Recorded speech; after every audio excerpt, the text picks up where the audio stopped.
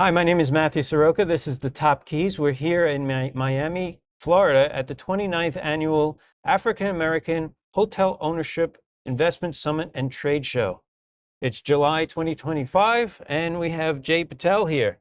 Jay, welcome to the show. He is the CEO of Nash Built Construction and also United Nations Ambassador. Jay, welcome to the show. Good morning, sir. How are you? Very, very nice. Thank Thank you for you. the invitation. Thank you. You love Good. the show, right? Yes, Everything. sir. Absolutely. Obviously, you're a person that understands conventions. Obviously, the association, you helped form the AHOA Yep. and also this association too with Yes. Andy. Yes. So I'm one of the early members of the Asian American Hotel Owners when the organization began about 100 members. And now we've escalated over 35 years into 20,000 members with 60% of all hotels in the U.S. So just And like yeah. in Wayne's World, I'm not worthy, right? But more importantly, this summit itself, I helped Andy, and Andy and I are the co-founders of the National Association of Black Hotel Owners. And the interest was, how do African Americans get into hotels like the Asian American hotel owners? And of course, my response was simple: copy and paste. We're already doing it, and so we created the platform of the ABCs of hotel ownership, ABCs of franchising, ABCs of construction. And this is the forum where people can come and learn and meet the experts, exchange business cards, and then reach out to them of who, what, where, how. I'm happy to say since the inception, we're now, I think we've exceeded over 2,900 hotels owned by African American and operated by African American. Oh, that's amazing. Yeah. Everything, of course, is niche based, but there's the Latino Hotel Association also. Yes, sir. Everybody is formed to individual niche, but they all are in the same really focus mission Yes, to. yes. My mission has always been to educate people. The hospitality industry is a very fruitful industry, but there's always a lot of pitfalls. My background is franchising, and I developed in 1998 the 12 points of fair franchising. One of the reasons was because the franchise disclosure documents are usually about 300-400 pages. Nobody wants to read them. People were signing franchise agreements just the way you sign your cell phone agreement. Nobody reads all the fine print. And these are relationships that you get into for it's usually 15 to 20 years. So the whole sole purpose was to educate people of what the important things to look for. And the 12 points were kind of a navigational tool to either read it and look for what you can negotiate, or give it to your attorney or accountant and let them negotiate on your behalf before you sign a franchise agreement. And over the last 25 years, thousands of franchisees and franchisors have learned to adapt, that these are the normal things that they're going to ask for. And I'm happy to say that the industry has changed quite a bit from the original days of non-negotiable to everything's negotiable. So, obviously, as a successful person, you've had some pitfalls, like you said, ups and downs. Yes, sir. Nothing's as easy as it seems. What Yep. would you say is the key to your success? The key to the success is learning the business, getting educated. Going into something that you know very little about, you're always at the mercy of somebody else. It's important that if you're going to get into it and make that something that you're passionate about, then you have to learn the industry. And that's just not just the contract base, but from the operation side. I tell members that come to NABHOOD, go work at a hotel, learn the operational business, get to understand how to clean a room and how to rent a room, because if you don't know how to do it, you're at the mercy of somebody else. And when that time ever comes that they're not there, or you're having labor shortage, you can fill in, roll up your sleeves, and get it done yourself. So, obviously, that's a very important thing, but it also comes down to when do you actually make the move, right? Yeah. So, it's almost like double Dutch. Mhm. Like, when do you actually start to, okay, I have the knowledge, I have the base, I have the network of people. Okay, now I'm going to actually do it. Well, When do you make that decision? well, that comes in several phases. Learning the business is one thing, but then having the capital to do it. Do you want to own a hotel like this, which is 400 rooms, which could cost you 200 million? Or do you want to own a $5 million hotel, which is a 60 unit microtel or a Days Inn? I always recommend that you start like the Asian Americans. We started out with independent properties, jumped into the franchise 50, 60 unit roadside properties, and then moved on to multiple properties. And now we're doing Hiltons and Marriotts and Crown Plaza. All right, because then you also know the market better. Yeah. As you transition into the business, you become more aware of your surroundings and how to manage.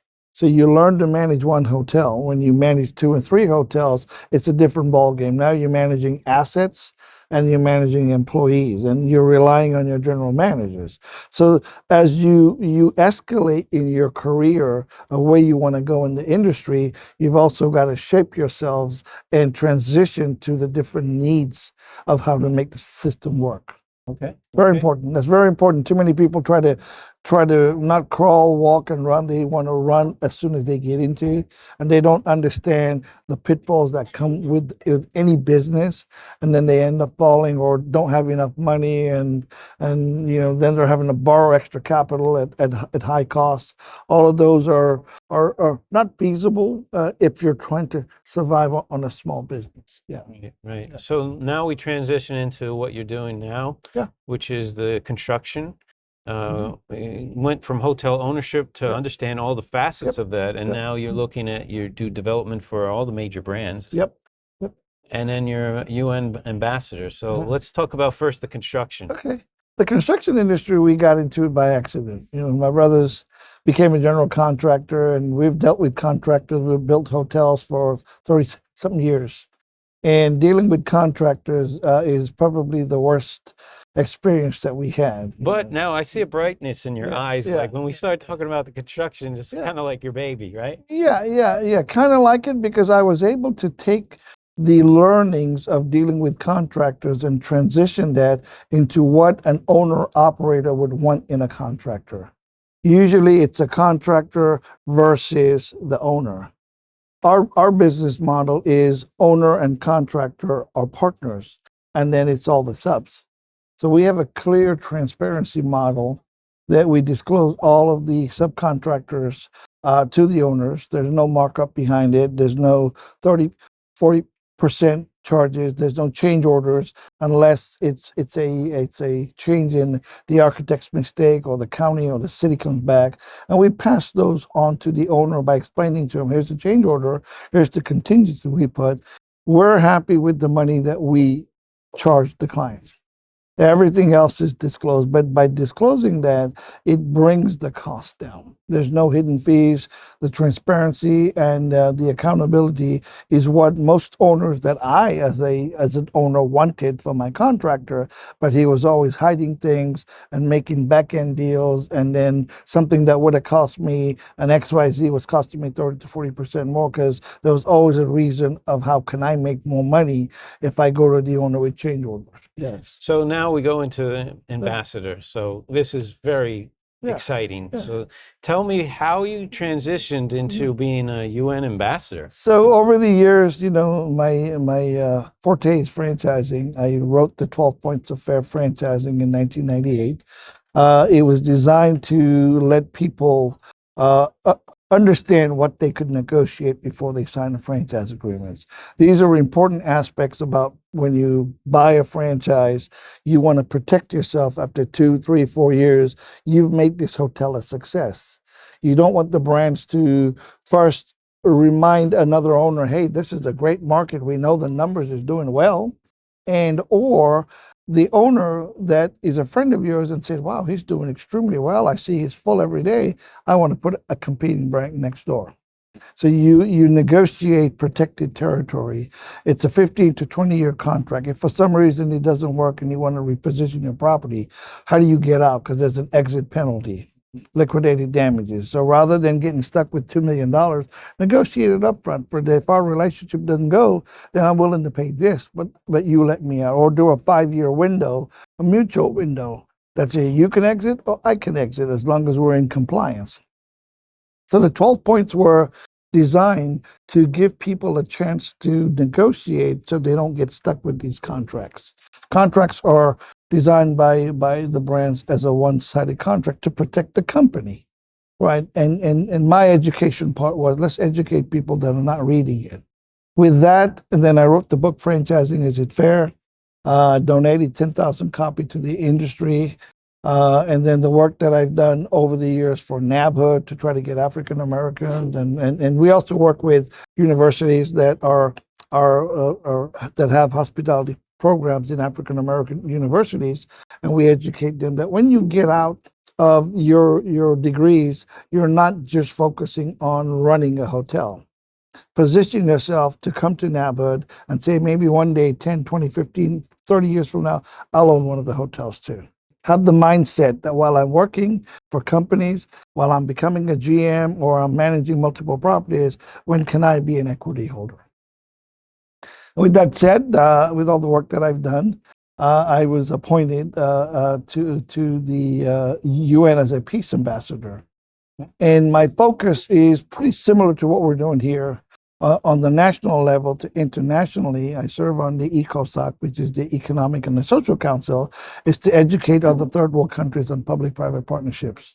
How do we transition them to meet the UN Sustainable Development Goal of 2030 to get more people out of poverty, to get more people into the workforce, to get more countries to stabilize in tourism? Okay. Yeah, So let's go into that a little more in depth. Give me an example of some of the work that you've done. Give me like something that you're so proud of that you've done recently. Well, one of the things I'm proud of is I got appointed to the Pan African American Water and Sanitation Conservation. And recently, as last week, I was at the UN headquarters and our committee met. And I was happy to introduce a program where in Africa, the young girls have to walk 2 miles every day to go get water, which deprives them of the education. Right. And so there's a group out that I got to know well, and I studied their model. It's called the Itamba Project. And what they do is they bring equipment for free. I put solar on it, and they let the girls manage it so they don't have to go get the water. And in order for the economics to work, the city is trading vanilla beans in order to pay for it. Yeah, so the economic impact is making. Coca-Cola Madagascar has joined forces.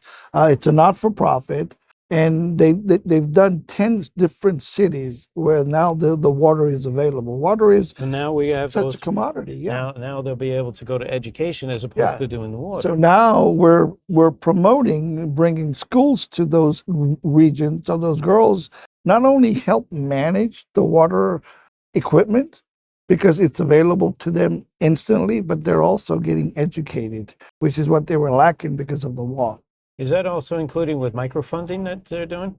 There's a lot of stuff there's a lot of components involved in it, but because it's now a proven product, my plea to the UN ambassadors I talked to, all the delegates that came was, why can't we do 1,000 of these?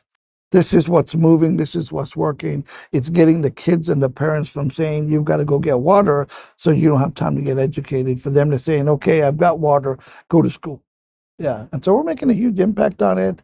You know, the mission of the UN is huge, but every day it's an inch by inch, and collectively the world is looking at new ways of doing things. And I'm proud to be on this committee where we can introduce these projects because slowly it's making a difference in the lives of the people that you and I will never see.